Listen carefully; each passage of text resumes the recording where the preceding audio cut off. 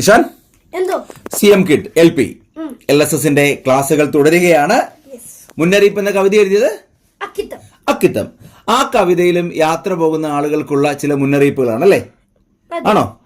Okay.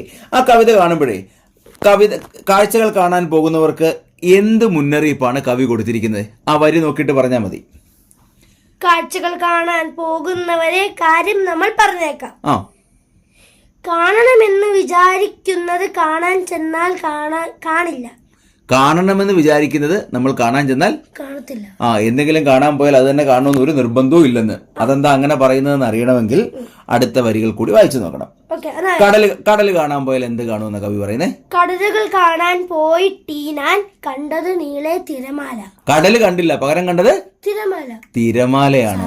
നമ്മൾ അങ്ങനെയാണല്ലോ പറയാം. അതുപോലെ കപ്പൽ കാണാൻ പോയില്ലേ?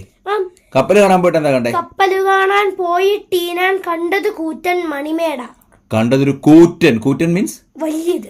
കൂറ്റൻ വലിയ മണിമേട. വലിയ കെട്ടിടം.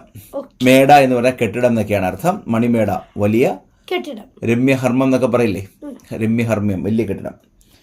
ശരിയല്ലേ? കപ്പൽ കണ്ട ഒരു വലിയ കെട്ടിടം പോലെ ഇരിക്കുമല്ലോ.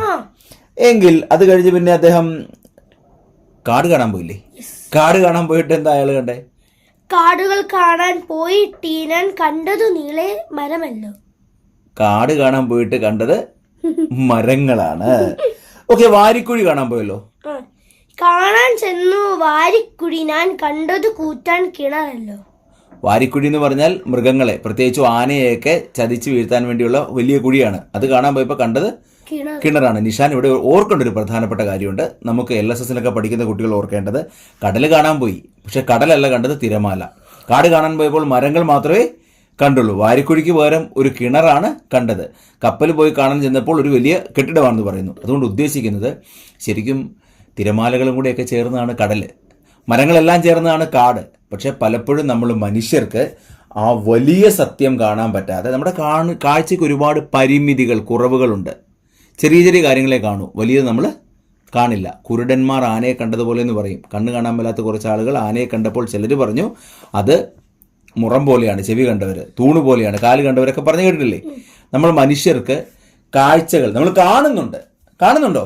പക്ഷെ അതിന്റെ യാഥാർത്ഥ്യം, അതുകൊണ്ട് യഥാർത്ഥം എന്താണെന്ന് അറിയാൻ പലപ്പോഴും പറ്റാറില്ല. നമ്മുടെ കാഴ്ചയുടെ കുറവുകളെ സൂചിപ്പിക്കാൻ വേണ്ടിയാണ് കവി ഇവിടെ ഉദ്ദേശിക്കുന്നത്. ഉപന്യാസം പോലെ വിശദീകരിച്ച് എഴുതേണ്ടത് കൊണ്ട് ആ കാര്യങ്ങൾ കൂടി ഓർത്തു വെക്കണം. ഓക്കെ അല്ലേ? അപ്പൊ വാട്സപ്പ് ഗ്രൂപ്പിൽ ജോയിൻ ചെയ്യണമെങ്കിൽ 300 രൂപ ഫീസ് ഉണ്ടല്ലേ? നമ്പറും കൊടുത്തേക്കുക. ഓക്കെ.